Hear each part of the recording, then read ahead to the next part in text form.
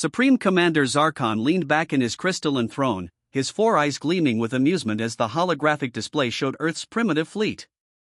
The assembled war council of the galactic hegemony erupted in laughter, their various alien forms shaking with mirth at the sight of humanity's so-called defense force. "Look at them," wheezed General Vexterra, her serpentine body coiling with each chuckle. "They're using chemical propulsion and kinetic weapons. We mastered antimatter drives when their ancestors were still discovering fire." The display showed Earth's assembled fleet, 12 destroyers, 8 cruisers, and 2 battleships, all gleaming with fresh paint and desperate hope. To the galactic rulers, it was like watching children play with toy boats. "Their largest vessel is barely 3 kilometers long," observed Admiral Crix, his tentacles gesturing dismissively. "My flagship alone could obliterate their entire fleet." Zarkon raised a clawed hand for silence. "Perhaps we should offer them one final chance to surrender before we claim their water-rich world." It would be sporting. The decision was unanimous. Why waste ammunition on such inferior technology? Captain Sarah Chen stood on the bridge of the ESS Defiance, Earth's flagship, watching the alien armada approach. 300 vessels of impossible design filled the void, each one larger and more advanced than anything humanity had ever conceived. Her hands trembled slightly as she gripped the command console. "Sir," whispered her first officer, "long-range scanners show their smallest escort is twice our size." "Their flagship, it's 40 kilometers long." Chen nodded grimly. Earth's leaders had known this day would come eventually. First contact had been brief and brutal, a simple message demanding Earth's surrender within 72 hours. The response had been equally simple: humanity would never kneel. "All ships, maintain formation," she broadcast. "Remember, we're not just fighting for Earth. We're fighting for the right to exist as free beings in this universe." Across the fleet, her words were met with resolute silence. Every crew member knew they were flying to their deaths, but they flew anyway. The alien fleet stopped just outside weapons range, and a transmission crackled through space. Zarkon's imposing figure appeared on every human screen, his voice dripping with condescension. "Humans of Earth, you have shown admirable courage in facing us, but courage without wisdom is merely foolishness. Surrender now, and we will grant you the honor of serving the hegemony. Resist, and we will turn your world to ash." Chen stepped forward, her jaw set with determination. "This is Captain Sarah Chen of the Earth Space Service. Your terms are rejected. If you want our world, you'll have to take it." The alien commander's laugh echoed across the void. "So be it. Prepare to witness the folly of defying powers beyond your comprehension."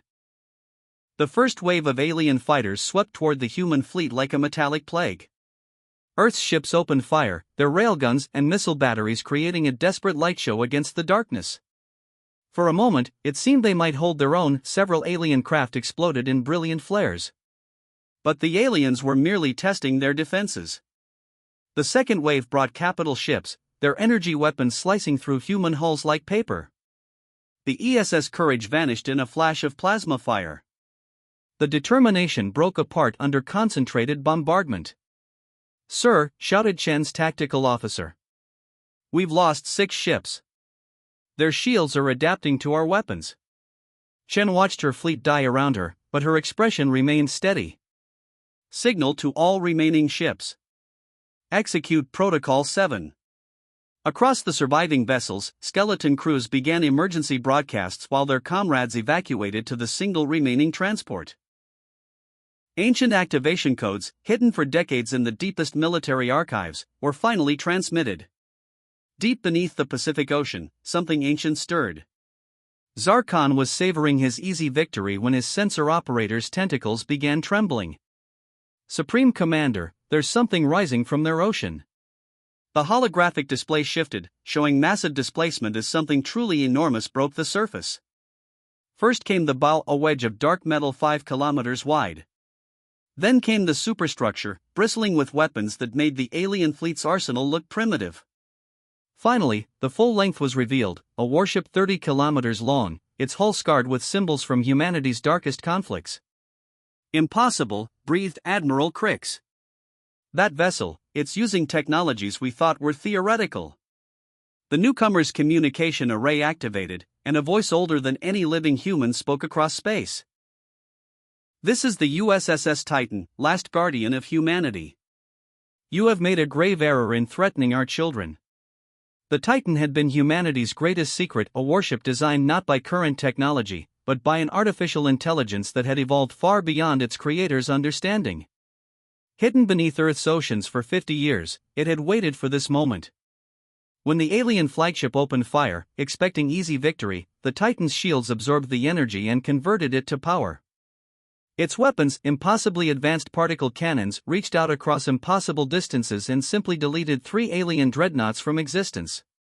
The galactic rulers' laughter died in their throats as they watched their seemingly invincible fleet begin to crumble before a single human vessel. Zarkon's voice was no longer condescending. "Retreat! All ships, retreat immediately." As the alien armada fled into hyperspace, Captain Chen received a final transmission from the Titan. "The children have grown strong. We are proud.